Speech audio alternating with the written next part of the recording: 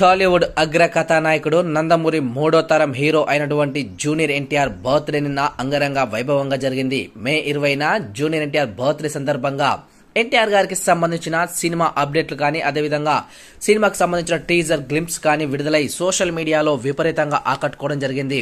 అయితే ఎన్టీఆర్ ప్రశాంత్ నీల్ మూవీకి సంబంధించిన అప్డేట్ వస్తుందనుకున్నారు, కానీ రాకపోయేసరికి కొంతమంది అభిమానులు నిరాశ పడ్డా కానీ ఇక వాటు చిత్రంలో ఎన్టీఆర్ యాక్షన్ సీన్స్ కానీ అదేవిధంగా హృతిక్ రోషన్ తోటి చేసే సన్నివేశాలు కానీ అద్భుతంగా ఉన్నాయని ఆ యొక్క గ్లింప్ చూస్తే అర్థమైంది ప్రేక్షకులందరికీ కూడా.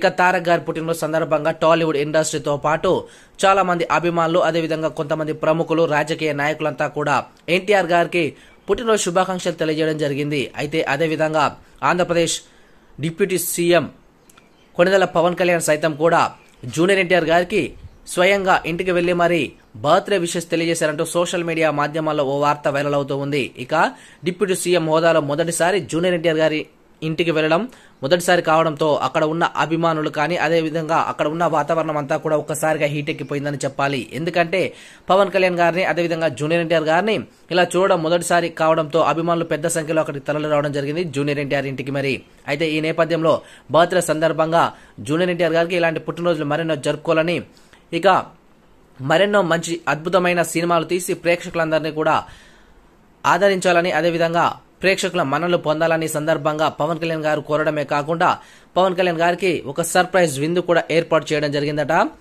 జూనియర్ ఎన్టీఆర్ గారు. ఇక ఇద్దరు కలిసి చాలాసేపు ముచ్చటించుకోవడమే కాకుండా కొన్ని విషయాల గురించి చర్చించుకోవడం, ఇక ఆ తర్వాత రెండు ఫ్యామిలీలకు సంబంధించిన కొన్ని ఫోటోలు కూడా సోషల్ మీడియా పరంగా వైరల్ అవడం జరిగింది. ఇక పవన్ కళ్యాణ్ గారు జూనియర్ ఎన్టీఆర్ ఇంటికి వెళ్ళినటువంటి విజువల్స్ సోషల్ మీడియాలో ట్రెండింగ్ లో ఉండడం విశేషమనే చెప్పాలి. మరి